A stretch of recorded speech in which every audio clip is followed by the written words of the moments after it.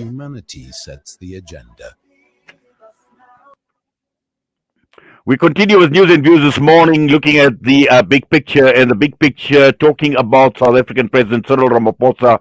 The question that is being raised is, should Cyril Ramaphosa be blamed for everything going wrong in South Africa? Earlier on, we spoke with Ibrahim Fakir, but right now, to continue this discussion, we're joined by political analyst Sandie Swana. Sandile, good morning to you, and welcome to the show. Thank you so much. Good morning to all the listeners of Salam Media.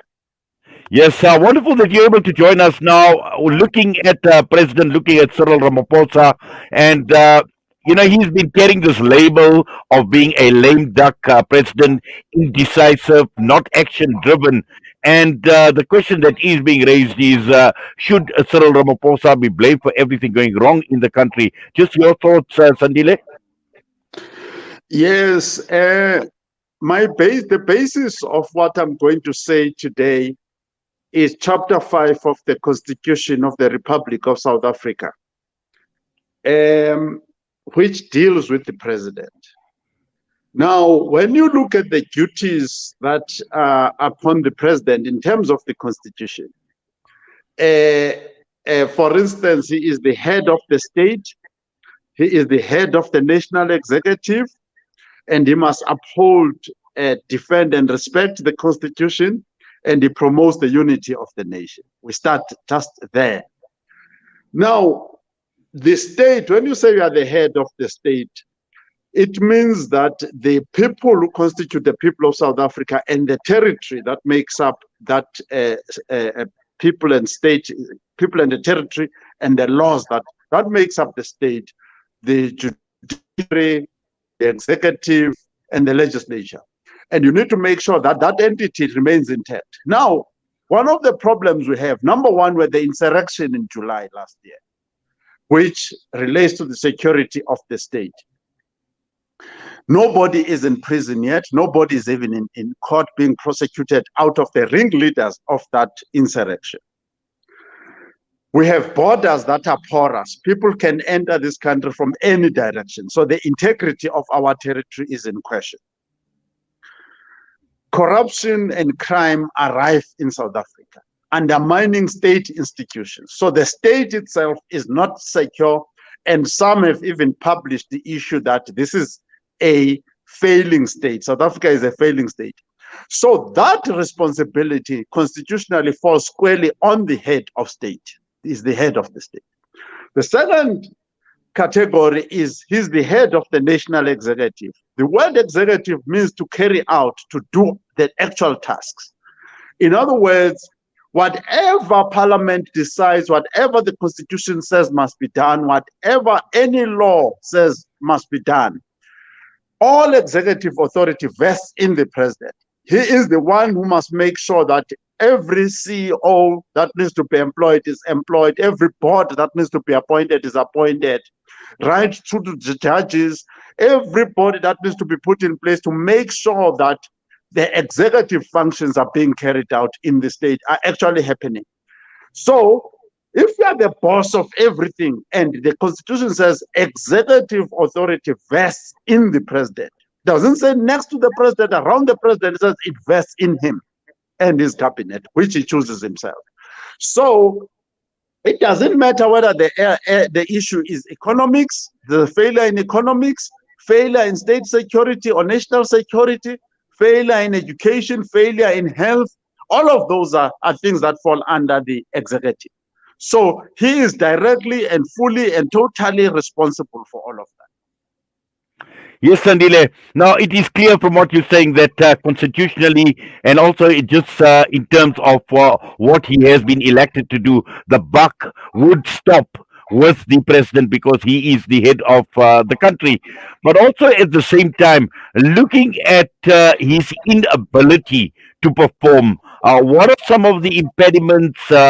Is it just President Cyril Ramaphosa by nature? Is it just within his persona not to act? And just to try and understand as to why he is not doing what he needs to do.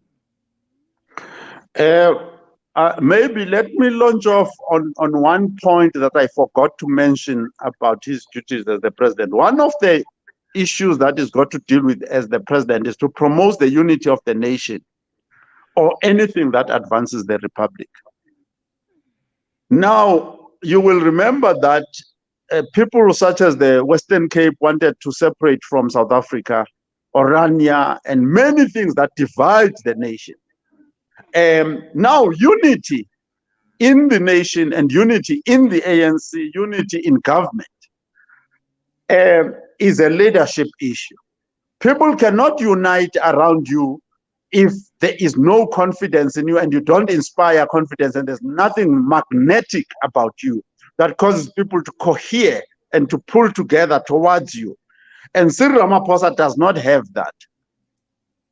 What I will say to you is that we must not rule out the possibility that for Cyril Ramaphosa to become president of this country was not about understanding the job description that is in the constitution, nor did he have a specific vision for this country, and I will explain that just now. But it may have been a tick box on his CV or career that the highest office you can achieve in a land is to be the president. Now that you've made the billions of rands in the business world, what else can you add? Now, when Cyril Ramaphosa, since the 1990s, he wanted to be president of this country, or at least deputy president under Mandela and then president after Mandela. But when he won the election to become president, he said, I'll bring everybody together and hear what the vision for South Africa is going to be. Till today, we still don't know the vision that Cyril Ramaphosa represents. There's no vision. And you cannot unite and build a nation without a vision. And you must have a vision. You as a leader, it must be in you. And it's not in Cyril. Cyril does not have the intellectual capacity, for instance, comparable to Mbeki, comparable to Barack Obama, those types of guys, to lead this nation. The intellectual capacity of Cyril is below that which is required to lead this nation. Even the quality of his educational background doesn't meet him. So he cannot think at the correct level to lead this nation. On top of that, he's a dedicated and disciplined cadre of the ANC. So he will do everything to protect the ANC rather than the nation. So all of those are impediments which are inherent in him. They are not, if it was somebody else who would see different results. Those are inherent in him. Even now, today, if we had a different leader, would achieve different results. So these are limitations that are unique and peculiar to Cyril Ramaphosa. Sandile, there is just so much that we can actually unpack, but unfortunately, time is of the essence, and this is the news. It's a fast-paced show, and I would like to actually engage a lot more. Hopefully, we can get you on to one of our panel discussions that we normally host, where we have a lot more time, because I think there is just so much more that we need to unpack as far as this topic is concerned. But for now, we thank you. We appreciate you taking time out talking to us. I'm most grateful. Thank you. All the best to you. Sandie Swana, a political analyst, joining us this morning on The Big Picture. Should Cyril Ramaphosa be blamed for everything going wrong in South Africa? And as I mentioned, this is a massive topic. This is a huge topic, and a lot more discussion needs to take place in this particular aspect and on this particular topic of the president of South Africa. Hopefully, we will be able to arrange a full panel discussion at some point in time on a Wednesday night when we host these panel discussions. But right now, we're going to go for a break. Next up, we are looking at the agricultural sector and the escalating fuel costs, how they are impacting on the agricultural community, and more importantly, on food prices.